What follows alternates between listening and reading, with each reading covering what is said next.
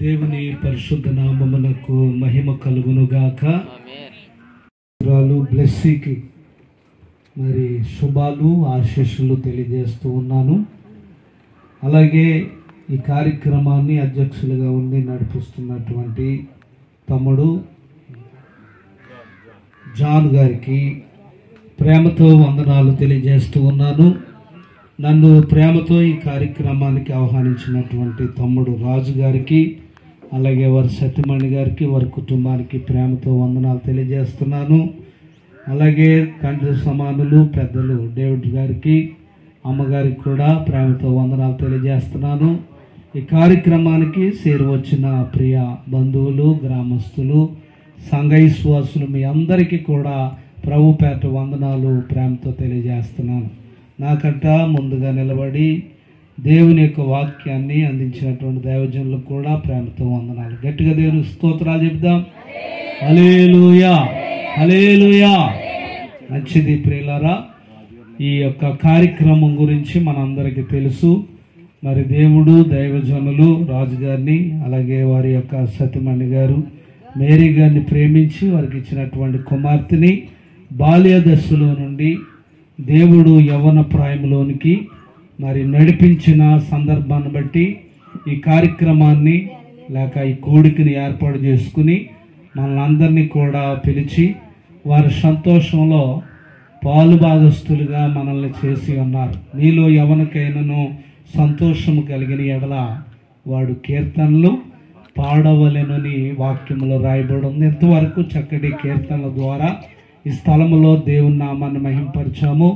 మరి దైవజనుల కుటుంబంలో మరి దేవుడు ఒక సంతోషకరమైనటువంటి కార్యమును చేయగా మనందరము కూడా ఈ స్థలంలో ఉండి వారితో కలిసి దేవుని యొక్క నామాన్ని మహిమపరుస్తూ ఉన్నాం. మరి దైవజనులు రాజుగారు మాకెంతో సుపరిచితులు. మరి మా పరిచర్యలో వారి దేవుని యొక్క వాక్యమును అందించడానికి వచ్చి ఉన్నారు. అంత మాత్రమే కాదు, చాలాసార్లు ఇంటికోన ఈ యొక్క చర్చిలో ఏ కార్యక్రమం జరిగినా వాక్యం చెప్పడానికి మరి వారు పిలుస్తూ ఉంటారు. ఇరువురు కూడా సహవాసంలో కలిగి మరి ముందుకు సాగుతూ ఉన్నాము. మరి ఉదయకాల సమయంలో వారు ఫోన్ చేసి వారి యొక్క కుటుంబంలో జరుగుతున్నటువంటి కార్యక్రమానికి నన్ను ప్రేమతో ఆహ్వానించారు. అందుని బట్టి నేను ఎంతగానో ప్రభును స్తుతిస్తూ ఉన్నాను. వారి అన్నయ్య గారు కూడా, జాన్ గారు కూడా మాకు ఎంతో సుపరిచితులు. తండ్రి గారు కూడా, వారి కుటుంబాన్ని బట్టి నేను ప్రభును స్తుతిస్తూ ఉన్నాను. మరి యవన ప్రాయంలోనికి వచ్చినటువంటి బిడ్డకి బైబిల్ లేఖనములో నుండి కొన్ని మంచి విషయాలు మరి దైవజనుడిగా బోధించే అవకాశాన్ని దేవుడు నాకు ఇచ్చాడని నేను ఎంతగానో గర్వపడుతూ ఉన్నాను, సంతోషిస్తూ ఉన్నాను. ఈ సమయంలో దేవుని యొక్క వాక్యాన్ని మనం ధ్యానించుకుందాం. నేల నాటబడినదై సిగురు రుద్దగినట్లు నేను నిన్ను రుద్దులోనికి తేగా నీవెదిగి పెద్దదానివై ఆభరణ భూషితురాలు వైతివి.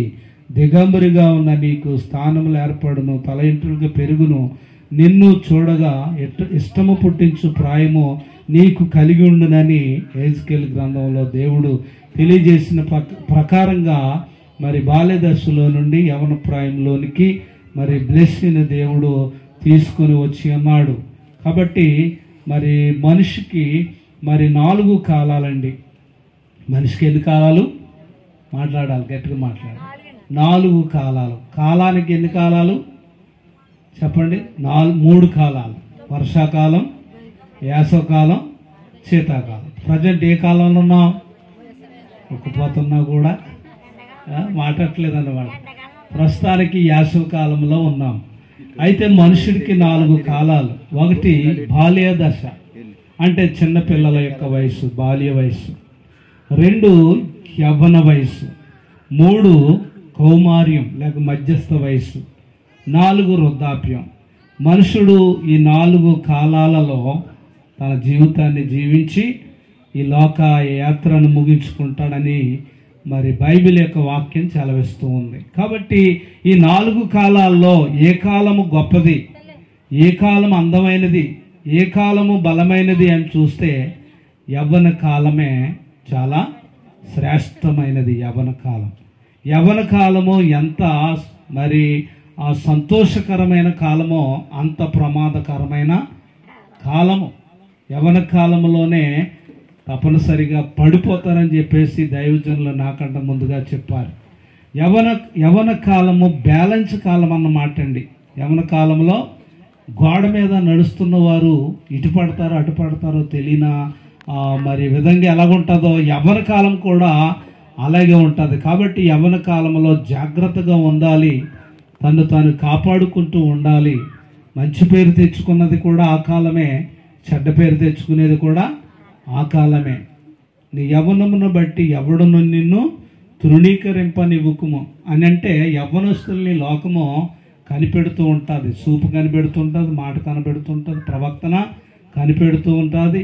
కాబట్టి ఫోన్ ఎలా మాట్లాడుతుంది, ఎంతసేపు మాట్లాడుతుంది, మెసేజ్లు ఎలా పెడుతుంది, వస్త్రాలు ఎలా ధరిస్తుంది, కుర్చీ చేస్తుందా, పొడిగి చేస్తుందా, జుట్టు ఎలా కట్ చేసుకుంటుంది, ఇవన్నీ కూడా అబ్జర్వేషన్ చేసేది లోకం. దేవునికి స్తోత్రం చెప్పండి. ఏ విషయంలో కూడా లోకానికి దేవుని పిల్లలుగా మనం ఏం చేయకూడదు, దొరకకూడదు. దేవునికి స్తోత్రం. హల్లెలూయా. ఇక్కడ జాన్ గారు ఉన్నారు, నేనున్నాను, రాజుగారు ఉన్నారు. మీది మీ వస్త్రధారణ కానీ, మీ ప్రవర్తన కానీ, మీ మాట విధానం కానీ, మీ హెయిర్ స్టైల్ కానీ కొంచెం లోకానికి సంబంధించి ఉన్నది అని మీరు చెప్పగలుగుతారా? అలాగుంటే మేము సేవకులు ఎందుకు అవుతాం? దేవునికి స్తోత్రం చెప్పండి.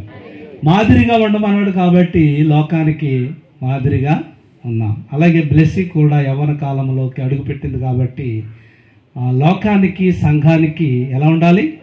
మాదిరికరంగా బ్లెస్సీ ఉండాలి. ఈ రోజు నుంచి బ్లెస్సీని ఎంతవరకు ఎవరో పట్టించుకోవాలి. నేను కూడా సరిగా చూడలేదు, ఎన్నిసార్లు వచ్చాను కానీ బ్లెస్సీని ఇలాగుందా అని చెప్పేసి అనుకుంటున్నాను. ఎందుకంటే పిల్లలుగా ఉన్నప్పుడు ఎవరు పట్టించుకోరు. పిల్లల్ని పట్టించుకుంటారు ఎవరైనా? ఎవరు వీళ్ళు కూడా సరిగా ఉండరు. శివుడి ముక్కుతోని, సింపుల్ జుట్టుతోని అసహ్యంగా ఉంటారు. పిల్లలు ఆడుకుంటూ ఉంటారు. కానీ ఎప్పుడైతే యవన ప్రేమలోనికి వచ్చారో ఒక చెప్పండి భయము, జాగ్రత్త, ఒక విధమైనటువంటి మరి అద్దం దగ్గర ఎంతసేపు మరి దూకున్నారో తెలియదు కానీ ఇక్కడికి వచ్చాక తెమలదన్నమాట. కాబట్టి యవనస్తులు అద్దం దగ్గర ఎక్కువ నిలబడతారు. అలాగే బైబిల్ అనే అద్దం దగ్గర కూడా వారు ఉండాలి. అప్పుడే ఆ శారీరక, భౌతిక అందాన్ని కలిగి ఉంటారు, ఆత్మ సౌందర్యాన్ని కూడా కలిగి ఉంటారు. కాబట్టి ఈ లోకంలో అద్దం ప్రతిబింపజేస్తుంది. అంటే తిరిగి మనం ఎలాగున్నాం మనకు చూపిస్తుంది. మన మన అందం మాత్రమే కాదు, మన వ్యక్తిగతంగా ఎలాగున్నామో మరి చూపిస్తుంది. బైబిల్ కూడా మన మనసు ఎలాగుందో, మన జీవిత విధానం ఎలాగుందో కూడా బైబిల్ కూడా చూపిస్తూ ఉంటుంది. కాబట్టి బైబిల్ కూడా ఒక ఆధ్యాత్మికమైన అర్థము అని మనము భావించాలి. దేవునికి స్తోత్రం చెప్పండి.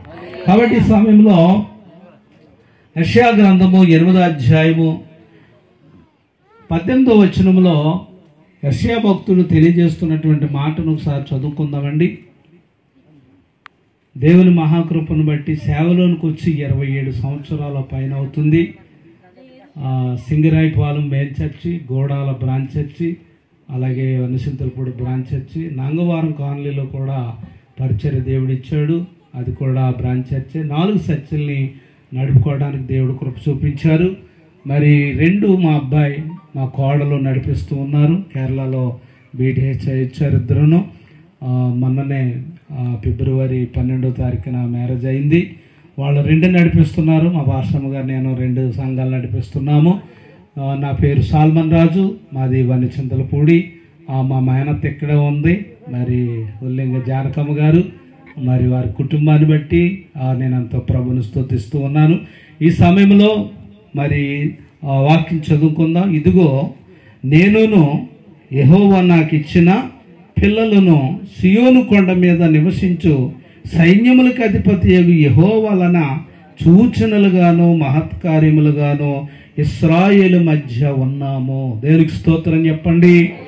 ఈ గ్రంథకర్త ఏమని చెప్తున్నాడని మనం చూసినట్లయితే, ఇదిగో నేనును యెహోవా నాకు ఇచ్చిన పిల్లలను. ఈ మధ్యకాలంలో రాజుగారికి ఫోన్ చేసినప్పుడు ఎక్కడ ఉంటున్నారండి?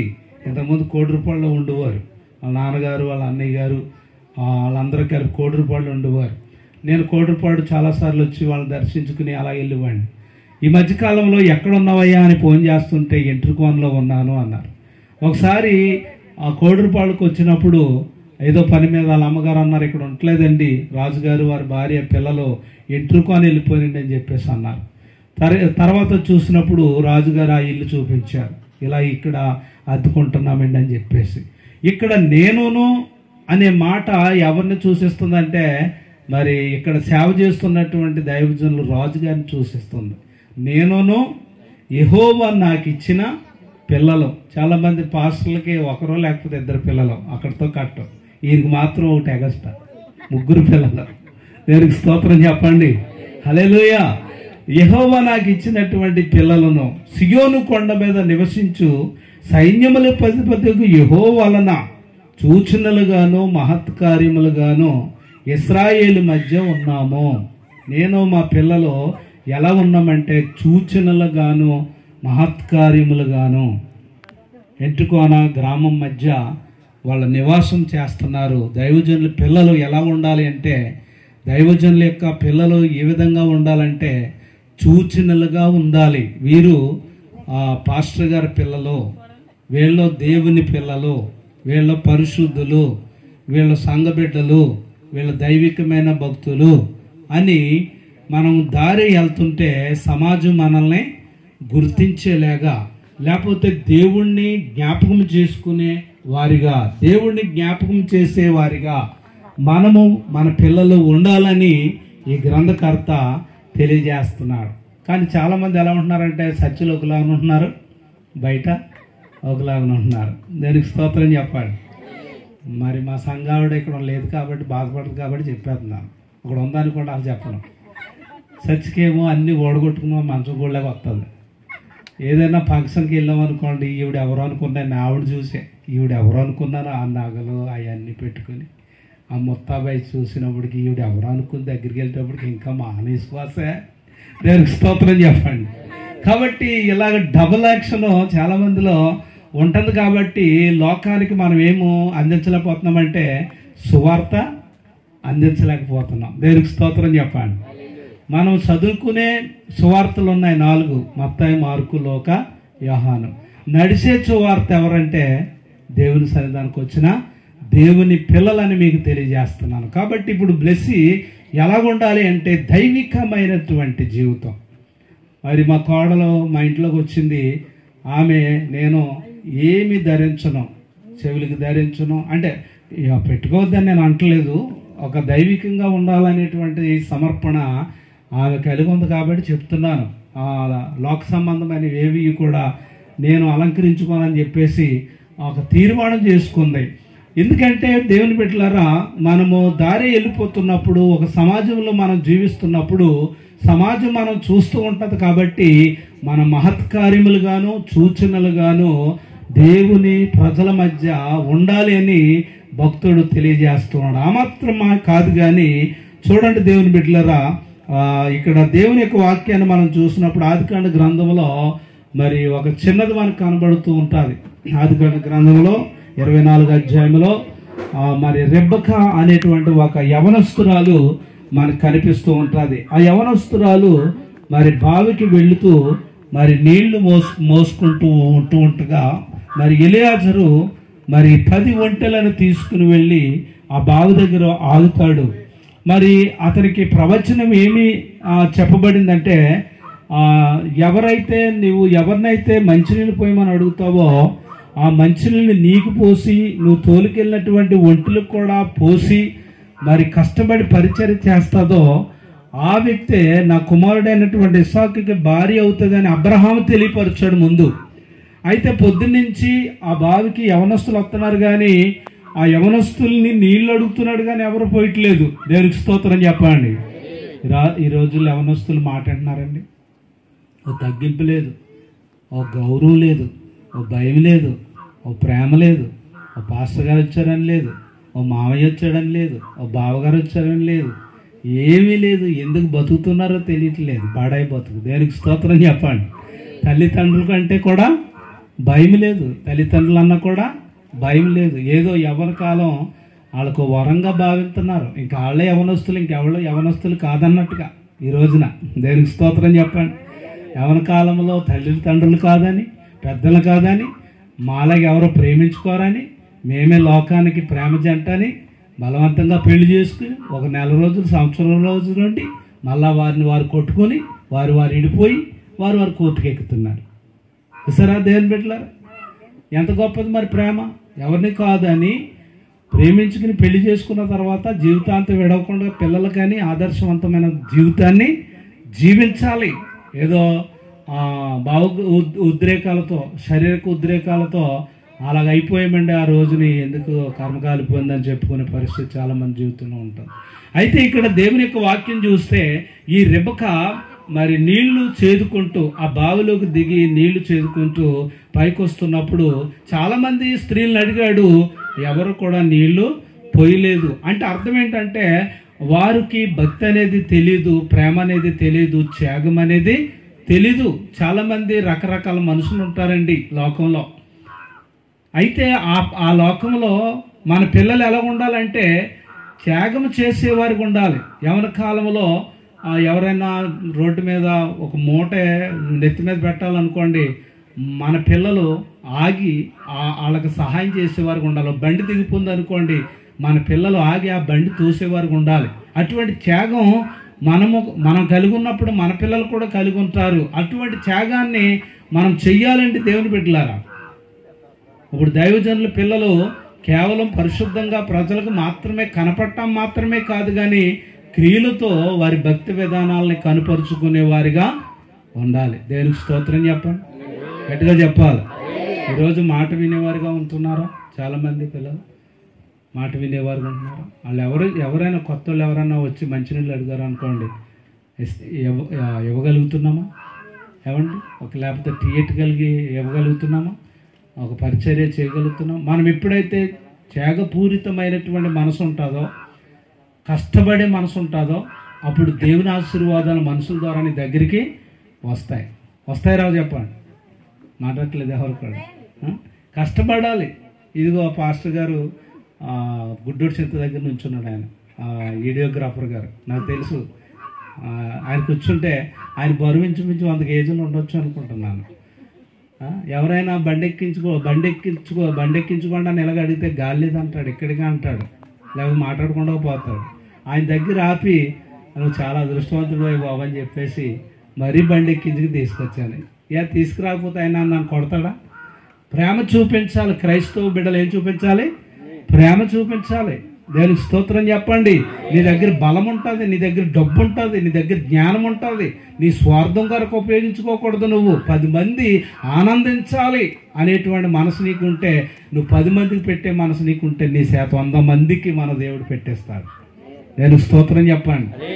నీవు ఎప్పుడైనా సరే, చాలామంది జిడ్డుగాళ్ళు ఉంటారు ఇంట్లో, బలాన్ని దాచుకుంటారు, డబ్బును దాచుకుంటారు, శక్తిని దాచుకుంటారు, శక్తి లోపం కలిగి ఉంటారు. అలా కాకుండా నువ్వు ఎప్పుడైతే పంచడానికి ఇష్టపడతావో దేవుడు నిన్ను ఇష్టపడతాడు. ఆ రెబెకా ఎప్పుడైతే నీళ్ళు అడిగాడో ఎలియాజరు బిందుతో తెచ్చి నీళ్లు పోసింది. అతను తాగిన తర్వాత అంటుంది, మీ ఒంటులకు కూడా నేను నీళ్లు పోస్తానని చెప్పి ఒక్కో అంటూ 10 బిందులు నీళ్ళు తాగుతుందండి. గేదెలు లేక బకెట్ నీళ్ళు తాగి మానేదండి. ఒక్కో ఒంటు 10 బిందులు నీళ్ళు తాగి ఆ సిక్కంలో ఆ నీళ్లు దాచుకుంటుంది. ఇంచుమించు 3 నెలలకి 2 నెలలకు ఒకసారి ఒంటి నీళ్లు తాగుతుంది. ఎందుకంటే నిల్వ చేసుకుంటుంది. ఇంచుమించు సుమారు లెక్క పెడితే 100 బిందులు పైగా ఆ ఒంటులు తాగాయి. ఆ ఒంటులకి ఆమె నీళ్లు పోసి అక్కడ ఎంతో త్యాగం చేసింది ఆమె. అప్పుడు ఎలియాజరు అనుకుంటాడు, ఇదిగో నా యజమానుడైనటువంటి ఇస్సాకుకి తగిన భార్య ఈమె అని చెప్పేసి ఆమెను గుర్తించి, అమ్మ ఈ రాత్రి మీ ఇంటి దగ్గర బస చేయాలనుకుంటున్నామంటే, చాలండి, ఊరుకోండి, మీరెవరో నాకు తెలీదు, నేను ఎవరో మీకు తెలీదు, ఏదో మంచినీళ్ళు అడిగారని చెప్పేసి మంచినీళ్ళు ఇస్తాను, మళ్ళీ ఇంటికి వస్తాను అంటున్నారు, ఊరుకోండి, ఇక్కడ తోటి కట్ అయిపోతుంది, మీ దారి మీదే, నా దారి నాది అనలేదు. మా ఇంటి దగ్గర చాలా ప్లేస్ ఉందండి, మీ ఒంట్లకు కూడా మేత ఉందని చెప్పేసి తీసుకువెళ్ళింది. తీసుకుని వెంటనే వాళ్ళ అమ్మ వాళ్ళ నాన్న ఏమనాలి, ఓసే ఎందుకు తీసుకొచ్చావు, ఈ ఒంట్లు తీసుకొచ్చావు, వీళ్ళని తీసుకొచ్చావు, ఏముందని తీసుకొచ్చావు ఇక్కడ, కానీ దెబ్బలాట పెడతారు చాలామంది. దేవునికి స్తోత్రం చెప్పండి, హల్లెలూయా పెడతారులే చెప్పండి. అటువంటి తల్లులు ఉన్నారు లేదు చెప్పండి. ఈ రోజున ఆడవాళ్ళందరూ కూడా ఎంత సుఖం దొరికింది తెలుసా? కోతలో కొయ్యక్కర్లొద్దు, మోపులు మొయ్యక్కర్లొద్దు, పడుగు వేయక్కర్లేదు, గడ్డి దొలపక్కర్లేదు. మిషన్ వచ్చి అన్నీ కూడా చేసుకుని వెళ్ళిపోతుంది. మనం మాత్రం అన్నం తినేసి మధ్యాహ్నం ఫ్యాన్ వేసుకుని హాయిగా పడుకుంటున్నాం. ఒకవేళ చుట్టాలు ఎవరన్నా వచ్చారనుకోండి, మీ ఆయన ఏమంటున్నామంటే గుడ్డోడి సింతకాడికి వెళ్ళి 2 పొట్లాలు అట్టుకొచ్చాడు. దేనికి స్తోత్రం చెప్పండి. వండి ఓపుకున్నా సరే, గ్యాస్ ఉన్నా సరే, ఇంట్లో రైస్ ఉన్నా సరే, నువ్వు కష్టపడటానికి ఇష్టపడలేదు. దేవుడు ఎలాగ ఇష్టపడతాడు చెప్పండి. దేనికి స్తోత్రం చెప్పండి, గట్టిగా చెప్పాలి. కష్టపడండి అమ్మ. బీపీలు ఉండవు, షుగర్లు ఉండవు. ప్రతి గ్రైండరు, వాషింగ్ మిషను, గ్యాసు ఇవన్నీ వచ్చేసాయి. ఎక్కువగా షుగర్లు, బీపీలు ఆడోళ్ళకి వచ్చేస్తున్నాయి. దేనికి స్తోత్రం చెప్పండి. ఈమె ప్రయాసపడింది, కష్టపడింది. ఆ రాత్రి ఆ ఎలియాజరు మీ ఇంటికి వస్తానని చెప్పినప్పుడు ఆతిథ్యం ఇచ్చింది, త్యాగం చేసింది. రెండోది ఏంటంటే ఆతిథ్యం చేసింది. ఇప్పుడు రోజున మా పాస్టర్ గారు వచ్చారు మా ఇంటికి. నేను ఆయన మ్యారేజ్ చేయడానికి వెళ్తున్నాం. ఆయన రిజిస్టర్ గారు. నేను ఎందుకు ఆయన వస్తారని మా అబ్బాయికి చెప్పి నేను బయటికి వెళ్ళాను. ఈ లోపల ఆయన వచ్చేసాడు. ఆయన వచ్చేస్తే మా అబ్బాయి అంటున్నాడంట, జంతువులు తింటారండి, అరుసులు తింటారండి అని. ఏం తింటారండి అని అడుగుతున్నాడంట. మీ అబ్బాయి ఎలా అడుగుతున్నాడండి, అరుసులు తింటారని అనిపించింది. అరుసులు తింటానన్నాను, 2 అరుసులు అట్టుకొచ్చి ఇచ్చాడు. మీరు వెళ్ళి కాడి నుంచి వచ్చే వరకు మీ అబ్బాయి అన్నీ చూసుకుంటూ ఉన్నాడండి అంటున్నాడు. పాస్టర్ గారి పిల్లలు ఎలా ఉండాలంటే, పాస్టర్ గారు ప్రేమించి వేరే పాస్టర్ గారి పిల్లలు కానీ, వేరే పాస్టర్లు కానీ, వేరే సంఘ విశ్వాసులు కానీ వారింటికి వస్తే పాస్టర్ గారు చూపించేటంత ప్రేమ కంటే ఎక్కువ ప్రేమ ఇతరుల మీద వారి పిల్లలు చూపించేవారిగా ఉండాలి. ఇలాగ నేను ఎలా చెప్తున్నానో అలాగ వాళ్ళ తండ్రి గారు లేకపోతే ఏరే ఆతిథ్యం తీసుకున్న పాస్టర్ గారు ఆ పిల్లల కోసం చెప్పేవారిగా ఉండాలి. విశ్వాసుల పిల్లలు కూడా ఈరోజు విశ్వాసుల పిల్లలు పట్టించుకోరు. మా అమ్మ లేదని అలా పారిపోతాడు, మా నాన్న లేదని ఇలా పారిపోతారు, పట్టించుకోరు, కుర్చీ ఏరు. దేవునికి స్తోత్రం చెప్పండి. కాబట్టి అది మర్యాద కాదు. కానీ దేవుని బిడ్డలారా, మరియా యేసుప్రభు వారు వెళ్ళినప్పుడు మార్త కుర్చీ వేసింది. యేసుప్రభు కూర్చుంటే మరియా వచ్చి అక్కడ కూర్చుంది, పాదాల దగ్గర కూర్చుంది.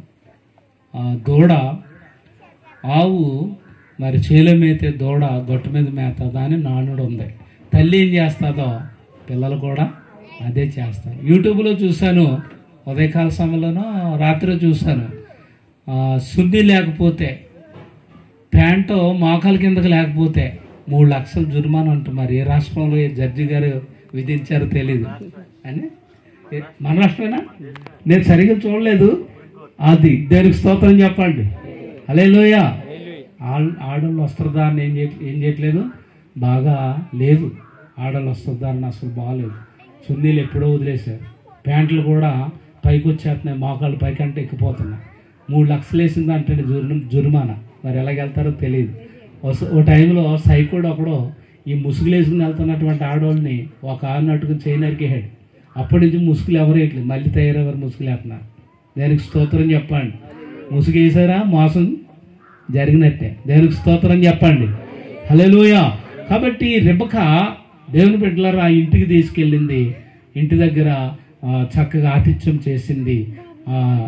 మూడవదిగా ఈమె తీసుకెళ్ళిపోతున్నప్పుడు ముసుగు వేసుకొని అక్కడ మరి రిక్షాకు ఎదుట లోబడింది. 3 లక్షణాలు ఆమె కలిగి ఉన్నది. చూసారా దేవుని బిడ్డలారా, మరి గొప్ప ఇంటి కోడలుగా ఆమె నడిపించబడింది. గొప్ప ఆశీర్వాదాన్ని ఆమె పొందుకున్నదని ప్రేమతో మీకు తెలియజేస్తున్నాను. మరో చిన్నది ఉన్నది. మరి ఆ యొక్క చిన్నది యోధా చిన్నది. సిరియానులు గుంపులు గుంపులుగా కూడి వచ్చుతున్నప్పుడు ఆ యోధా వారి మీద యుద్ధం చేసి వాళ్ళని జయించి వెళ్ళిపోతున్నప్పుడు ఆ శివర్లో ఎక్కడో దొరికింది 12 సంవత్సరాల స్త్రీ. దైవజనులు అన్నారు కదా, 12 సంవత్సరాల నుంచి 50 సంవత్సరాల వరకు యవ్వన వయసు అని చెప్పారు. దానికి స్తోత్రం చెప్పండి. యవ్వన కాలంలో ఉన్నవాళ్ళే 12 to 19 వరకే జాగ్రత్తగా ఉండాలి. కనవాళ్ళు జాగ్రత్తగా ఉండగా పని పర్లేదు, ఈ వాక్యం మంద కదా అని అనుకుంటున్నారేమో. దానికి స్తోత్రం చెప్పండి. 12 సంవత్సరాల స్త్రీని వాళ్ళు తీసుకుని వెళ్ళిపోయారు సిరియాని దేశం. ఆ యొక్క నయోమాను దగ్గర పరిచర్య చేయటానికి పెట్టారు, పాకి పని చేయడానికి పెట్టారు, అంట్లు తోడడానికి పెట్టారు ఆ భార్య దగ్గర. ఈ చిన్నదే వెళ్ళి ఆ సిరియా దేశంలో మరి అంట్లు తోముతూ బట్టలు ఉతుకుతూ ఆ ఇంట్లో పని మనిషిగా ఉంది. అయితే ఈ 12 సంవత్సరాలు సండే స్కూల్ వయసు నుంచి ఎలాంటి వాక్యం విన్నాదో, ఎలాంటి సహవాసంలో కొనసాగిందో, దేవుడి శక్తిని ఎలా పొందుకుందో అవన్నీ దాయిక అక్కడ ప్రకటిస్తూ ఉన్నది. దేనికి స్తోత్రం చెప్పండి. మన పిల్లలు, మరి దైవజనుల పిల్లలు కానీ, విశ్వాసుల పిల్లలు కానీ, వారు నేర్చుకున్నటువంటి అనుభవాన్ని ఇతరులకు సాక్ష్యం రూపంలో తెలియపరిచే వారిగా ఉండాలి. దేనికి స్తోత్రం. కానీ విశ్వాసులే వాళ్ళ అద్భుతాలే బయట చెప్పుకోకుండా సిగ్గుపడుతూ ఉంటారు చాలామంది. నిన్ను దేవుడు ఎలా స్వస్థపరిచాడో, ఎలా రక్షించాడో, ఎలా దేవుడు దీవించాడో, ఎలా ఇల్లు కట్టుకున్నావో, ఎలా పెళ్లి చేసుకున్నావో, ఎలా పిల్లలు కనుక్కున్నావో, దేవుని కృపను ఎలా పొందుకున్నావో ఇతరులకు నీవు కూడా తెలియపరిచి అనేక మందిని సంఘమునకు నడిపించే ఒక సాక్షిగా ఉండాలి నీవు. ఈ యోదాసెనది మరి నయోమాను బట్టలు ఉతుకుతున్నప్పుడు ఆ బట్టలన్నీ కూడా రక్తపు మరకలతో ఉన్నాయంటండి. దేవునికి స్తోత్రం చెప్పండి. ఏంటి మా అయ్యగారి బట్టలన్నీ రక్తపు మరకలతో ఉన్నాయి, అందరి బట్టలు బాగున్నాయి, అసలు ఇతనికి ఎటువంటి జబ్బు అని చెప్పి అతడు బట్టలు మార్చుకుంటున్నప్పుడు కిటికమ్మట చూసింది ఈ యోదాసెనది. అతని కుష్టి రోగం అంటండి. ఒళ్ళంతా కుష్టి రోగం, ఒళ్ళంతా కూడా భయంకరమైన వ్యాధి. ఇలాగ నాకులాగా ఫుల్ హ్యాండ్స్ పెట్టేసుకుని ప్యాంటు సొక్క వేసుకుని మేకప్ చేస్తున్నాడు ఎవరికి కనిపించకుండానే తన రోగాన్ని. అయితే అది చూసి ఆయనతో మాట్లాడక తన భార్యతో మాట్లాడుతుంది. నా ఏలిన వాడు ఇదిగో నా యజమానుడు మరి షోమ్రోనులో నా దైవజనుడని ఎలీషా దగ్గరికి వెళ్తే తప్పనిసరిగా ఈ కుష్ఠరోగం నుండి విడుదల పొందుతాడు. అంటే ఆ యొక్క యోదాసెనది సువార్త ప్రకటిస్తూ ఉంది. దైవజనుల పిల్లలు మరి ఇశ్రాయేలు మధ్య ఎలా ఉండాలంటే సూచనలుగాను మహత్ కార్యములుగా ఉండాలి. ఆ ఇశ్రాయేలు మధ్య ఎలాగుంది రెబెక్క అంటే ఆతిథ్యము చేసినటువంటి వ్యక్తిగా, త్యాగం చేసినటువంటి వ్యక్తిగా, లోబడినటువంటి వ్యక్తిగా, గొప్పింటి కోడలుగా మరి ఆమె జీవించిన జీవితాన్ని మనం చూస్తున్నాం. యోదాసెనది కూడా అక్కడ ఎలాగా ఉన్నదంటే ఒక నయోమాని, ఒక రాజుని ఆ రాజ్యంలో ఒక సభ్యుని కాదండి, ఎవరు పట్టుకుందో తెలుసా? రాజుగారినే పట్టుకుంది. దేవునికి స్తోత్రం చెప్పండి. ఆ రాజుగారిని మా షోమ్రోనులో ఎలీషా దగ్గరికి వెళ్తే తప్పనిసరిగా ఈ కుష్ఠరోగం పోతుందని సువార్త ఎప్పుడైతే చెప్పిందో ఆ చిన్న బిడ్డ మాట విని షోమ్రోనుకు వచ్చి 7 మార్లు యర్దాను నదిలో మునిగి సంటి పిల్లోడి దేహం వల్లే దేహం చేసుకుని స్వస్థత నొంది సంతోషంగా తన రాజ్యానికి వెళ్ళిపోడు. చప్పలు కూడా దేవుని మహిమపరచండి. వయసుతో నిమిత్తం లేదండి సువార్త చెప్పడానికి. ఎవరైనా సువార్త చెప్పొచ్చు. పాలంగిచ్చోరు ఉన్నారు దక్షిణ కొరియా దేశంలో.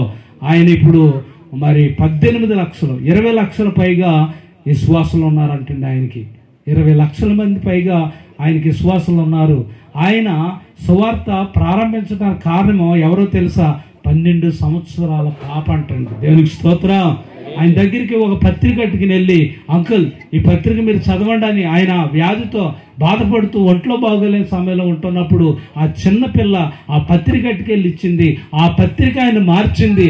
ఆయన మారి చెప్పండి కొన్ని లక్షల మంది దక్షిణ కొరియా దేశంలో కొంతమందిని ఆయన మార్చగలిగినటువంటి దైవజనుడు అయ్యాడు. దేవునికి స్తోత్రం. హల్లెలూయా. కాబట్టి దేవుని బిడ్డలారా, 3వ సెనది ఉంది. ఆ 3వ సెనది ఎవరంటే అపోస్తలుల కార్యం 12వ అధ్యాయము 1వ వచనం. ఈ మాట చూపించి నేను ముగిస్తూ ఉంటాను. అపోస్తలుల కార్యం 12వ అధ్యాయము 1వ వచనంలో చూస్తే పేతురు గారు మరి బంధించబడ్డారు. సంఘం అయితే అత్యాశక్తితో ప్రార్థన చేస్తూ ఉంది. ఇదిగో ఆ రాత్రి దేవుడు ప్రార్థన ఆలకించి దేవదూతలను పంపించి పేతురుని సరసాలలో నుండి విడిపించినప్పుడు పేతురు ఎవరింటికి వెళ్తానని చెప్పేసి ఎక్కడైతే మరి ఆయన ప్రార్థన పెడుతున్నాడో, ఏ ఇంటికైతే ఎక్కువసార్లు వెళ్ళి మరి దర్శిస్తున్నాడో ఆ వ్యక్తి దగ్గరికి వెళ్ళాలని చెప్పినప్పుడు వీళ్ళందరూ సమాజంగా కూడి ప్రార్థన చేస్తున్న ఇంటికి వెళ్ళి తలుపు కొడుతున్నాడు అంటండి. అమ్మా మార్తమ్మా, అమ్మా ఉన్నావా అని చెప్పేసి తలుపు కొడుతున్నప్పుడు మరి రోదే అనేటువంటి చిన్నది వింటూ ఉన్నదంటండి. దేవునికి స్తోత్రం చెప్పండి, గట్టిగా చెప్పాలి. రోదే అనేటువంటి చిన్నది ఏం చేసిందంటే, ఇదిగో ఇది పేతురు గారి స్వరమే, ఇది జాన్ ప్రసాద్ గారి స్వరమే, ఇది రాజు గారి స్వరమే, ఇది డేవిడ్ గారి స్వరమే, ఇది మరి ఇజాలు గారి స్వరమే అని చెప్పేసి చెప్తుందంటండి. నువ్వు పిచ్చిదాను, నువ్వు పేతురు ఎక్కడ వస్తాడు? దేవునికి స్తోత్రం చెప్పండి. చాలా మంది విశ్వాసులు ప్రార్థన చేస్తారు కానీ విశ్వాసం ఉంచరండి. దేవునికి స్తోత్రం చెప్పండి. ఆయన ఏమి విడిపించబడాలని అత్యాశక్తితో ప్రార్థన చేస్తున్నారు కానీ విశ్వాసం లేదు, విశ్వాసం లేదు. ఈవిడ తిడుతున్నారు, రోజనే చిన్నదాని పేతురు ఎక్కడ వస్తాడో, పేతురు స్వరం అంటున్నావు ఏంటని చెప్పేసి గద్దిస్తున్నారండి ఇంట్లో. తీరా తలుపు తీసి చూసినప్పుడు పేతురు గారే గుమ్మం దగ్గర నిలబడి ఉన్నారంటండి. గట్టిగా చప్పలు కూడా దేవుని మహిమపరచండి. హల్లెలూయా. ఇదిగో మరి ఆ బ్లెస్సీ పెద్దదైంది, ఇంట్లోనే ఉంటుంది. ఇదిగో ఎవరో మారుగుంతుతో వచ్చి అమ్మో నేను రాజునున్నాను అన్నప్పుడు వెంటనే తలుపు తీసేయకూడదు. మా నాన్న స్వరం ఎలాంటిదో నాకు తెలుసు, బయట సేవకుల స్వరం ఎలాంటిదో నాకు తెలుసు. స్వరాన్ని గమనించేటువంటి చెప్పండి ఆ బిడ్డగా ఉండాలి. కాబట్టి రిబకాను గురించి మనం తెలుసుకున్నాం. రెండవది యోధా సినదాని గురించి మనం తెలుసుకున్నాం. మూడవది రోదే సినదాని గురించి మనం తెలుసుకున్నాం. అందుకే యెషయా గ్రంథంలో రాయబడి ఉన్నది, నేనును యెహోవా నాకు ఇచ్చిన పిల్లలను ఇదిగో ఇశ్రాయేలు మధ్య సూచనలుగా కనబడుచున్నామని చెప్పేసి తెలియపరుస్తున్నారు. ఆ విధంగా మరి ఇక్కడ సేవ చేస్తున్నటువంటి గ్రామంలో దేవుడు వారి పిల్లల్ని దీవించి ఆశీర్వదించి ఆత్మీయ ఉన్నతమైన జీవితంలో వారికి దేవుడు తోడైండి బలపరిచి నడిపించాలని కోరుకుంటూ నా మాటలు ముగిస్తున్నాను. ఈ సమయం ఇచ్చిన దైవజనులకు మరోసారి ప్రేమతో వందనాలు తెలియజేస్తున్నా. దేవుడు దీవించును గాక.